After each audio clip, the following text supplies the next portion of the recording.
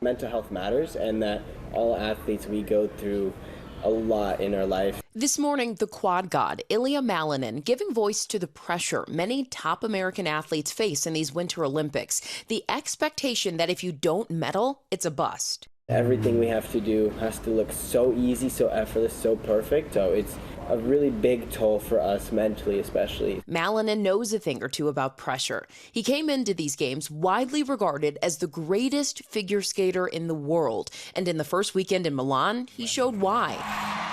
Nailing 5 quads to bring home the gold for the U.S. figure skating team, solidifying his name, Quad God. The 21-year-old admits he went into the individual round feeling confident, but as his performance went on, he was unable to handle the pressure, finishing a disappointing 8th place, prompting him to post this message shortly after. On the world's biggest stage, those who appear the strongest may still be fighting invisible battles on the inside. We're still human beings. We still go through daily lives. You know, it might look a little different, but in the end, we're pretty similar, more similar than you think. Coming into the women's figure skating short program, America's trio of Blade Angels, including Alyssa Liu, Isabeau Levito, and Amber Glenn, who are expected to vie for the gold, silver, and bronze. But during the short program, only Liu finished in the top 3.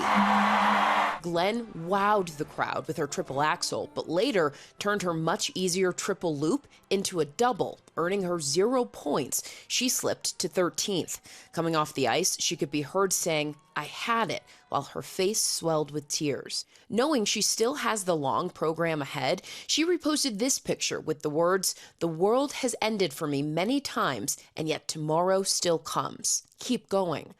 Superstar Mikaela Shiffrin is a good example of that, winning the gold in the slalom during her very last race of these Olympics. After losing her father Jeff in 2020, she wondered if she could keep going. I don't want to be in life without my dad. And maybe today was the first time that I could actually accept this.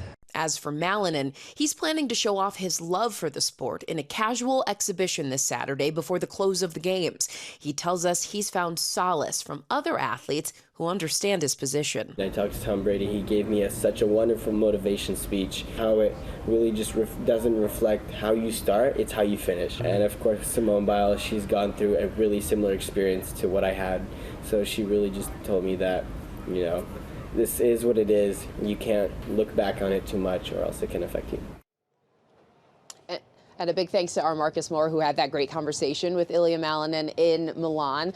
Before the games, the IOC announced measures it was taking to directly address athletes' mental health and to make sure that there are safeguards and support systems in place, including cyber abuse protection to try to help monitor and limit harmful social media content before athletes even see it, as well as welfare officers and a mentally fit helpline to be accessible to these athletes, because you can only imagine all of the pressure that they are facing, guys. Yeah, pressure on the ice, off the ice, social media, all these things they have to deal with now, Janae.